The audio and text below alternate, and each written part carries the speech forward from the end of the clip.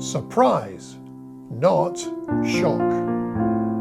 Hello, I'm Malcolm Cox and welcome to Tuesday Teaching Tips, episode 220. And today we're talking about the topic of the value of surprise in our teaching and preaching rather than shocking.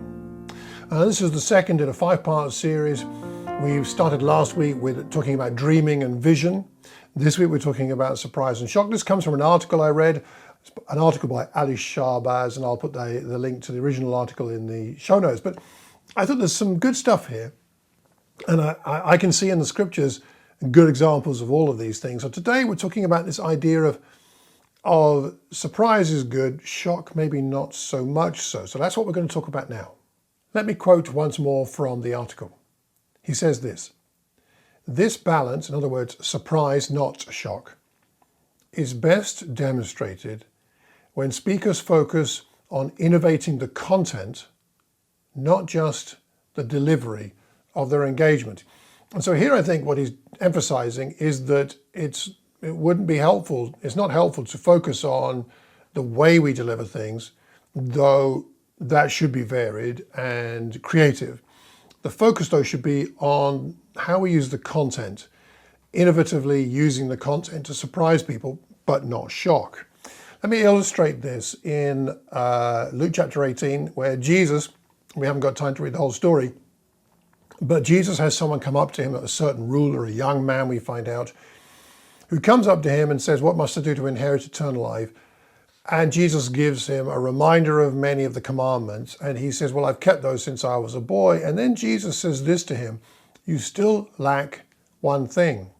Sell everything you have, give to the poor, and you will have treasure in heaven. Then come, follow me."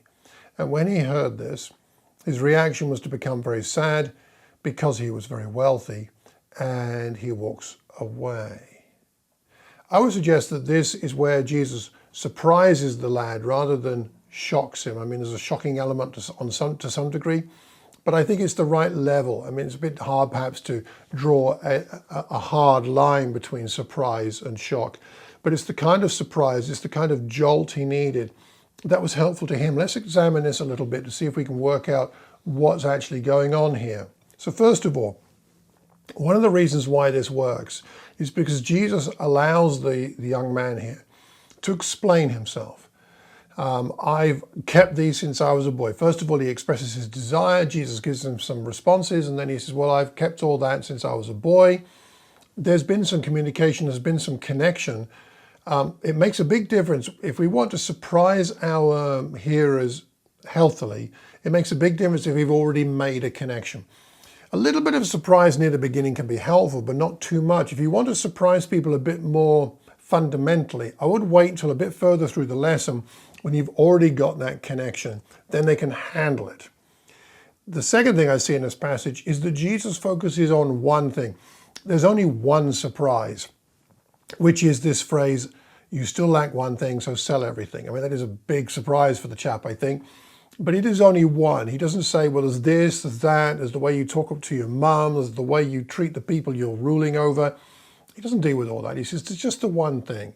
And again, in most lessons, we want to surprise people once, not like 3 or 4 times in the lesson. If you do that, people will get used to the idea there's going to be a surprise, and then they're expecting a surprise, in which case it's not very surprising.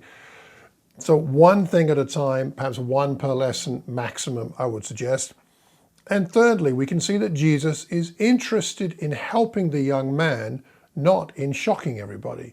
He's not trying to create a scene. He wants to help that young man. And this drives at the heart of our motivation in surprising people. Are we doing it so that people will think, "Ooh, he or she was an interesting speaker, they surprised us"? Or are we doing it because we know it could be helpful for the people we're listening to? With Jesus, in the parallel passage in Mark chapter 10, it says that Jesus looked at him and loved him. "One thing you lack, go and sell everything." Jesus looked at him and loved him. It was an act of love to offer this surprise to the young man. It wasn't to create some kind of notoriety. Oh, Jesus is this surprising person who says the most strange things. No, He did it because he loved him and he believed this was the most useful thing. The most useful thing for this young man was for Jesus to surprise him, but not for the sake of it. So a couple of other thoughts about how surprise can be useful or how we can overdo it and shock people in an unhelpful way. The first thing I would say is beware of emotional overload on your audience. Beware of saying something that is emotionally too strong. I'll give you an example from my own life. A number of years ago, I was preaching on the Samaritan. And if you've been around a while, you've preached on it a few times, and my audience had heard it a few times. And I wanted to shake it up a little bit. And so I spent a large amount of time rewriting the story of the Samaritan to tell it in contemporary terms using a character in the congregation called OJ. And I told a story, which was really the Good Samaritan story retold. But I told the story of OJ being somewhere in North London and how he'd been attacked and how an imam from a mosque came and helped him. And so the imam was like the Samaritan, OJ was like the chap who was... So it was quite clever. I was quite proud of myself. But the problem was that I did such a good job telling the story. People didn't realize I was retelling the parable. They thought it was a real story. And they all love OJ.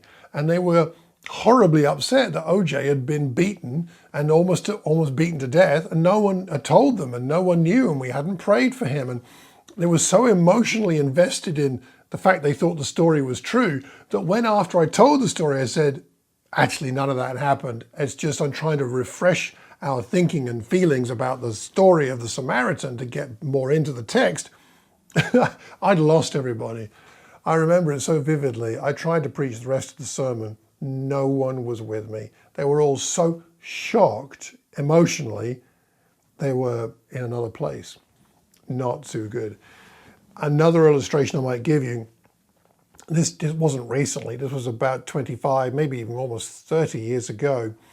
There became a trend in the church I was in for ever more shocking communion stories to try and help us connect with how shocking the cross was.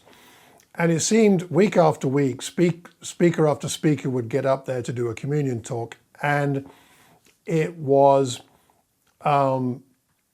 seemed like the people speaking were trying to outdo each other with how shocking they could be, until one week, which I remember vividly, it was at the Odeon Cinema in Leicester Square, one well-meaning young man get up to talk about the communion and shared about their own abuse as a child. As they were growing up as a child, they'd been sexually abused. And I forget how that related to the cross. I know they were doing their best to help us to understand the significance of sin or something. But of course, for all of us sitting there, especially any of us who are parents, hearing that chap speak about his experiences of being sexually abused was so emotionally strong that none of us after that could really think about the cross. And I suppose I took bread and wine that day, but all I could really think about was my feelings of sorrow, of indignation towards the people that had done that to him. And so my thinking was about what had happened and about the person, not about Jesus anymore. Again, this is where we need to be careful about being, yes, surprising is useful, but shocking on that level is not. So beware of the emotionally charged level. Where is the emotionally charged level of your story, of what you're going to say? Don't overdo it, or the focus will be on you or the story and not on Jesus and the point. Let me contrast that with a story I heard told by one of my old lecturers at London School of Theology. He was called to do a class at a conference on the next life, and he asked his audience, who of you here are going to heaven? And being a Christian conference, 99% of the people there, I think only one person in the audience didn't put their hand up. Everybody put their hand up, I'm going to heaven. And the lecturer said, I'm not. And you can imagine how the audience reacted. We're all Christians. You're meant to be a lecturer at LST. What do you mean you're not going to heaven? And he used that as a way in to talking about the fact that many of us have got the wrong conception about what heaven's going to be like. Heaven's not going to be this like sitting on a cloud playing a harp. Heaven is, what, new heaven and new earth. And he went on to explain all that. And I think that was about the right level. It was still a bit of a shock for the people there, but it wasn't an emotionally overwhelming surprise. I would say something like that is useful.